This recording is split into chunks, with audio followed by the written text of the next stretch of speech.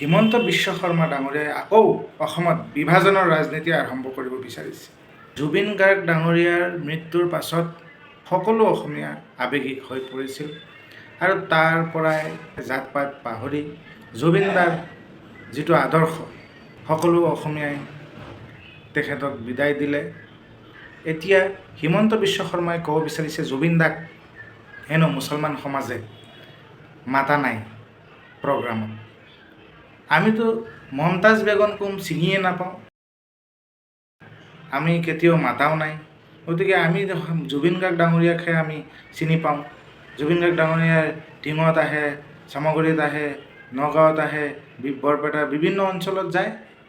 আমি জুবিন দাকহে চিনি পাওঁ। তেখেতে এতিয়া মমতাজ বেগমৰ নাম লৈ পেলাই আকৌ এটা সাম্প্ৰদায়িক ৰাজনীতি অসমীয়া জাতিৰ মাজত আৰু এটা ভেদাভেদ সৃষ্টি কৰিব বিচাৰিছে।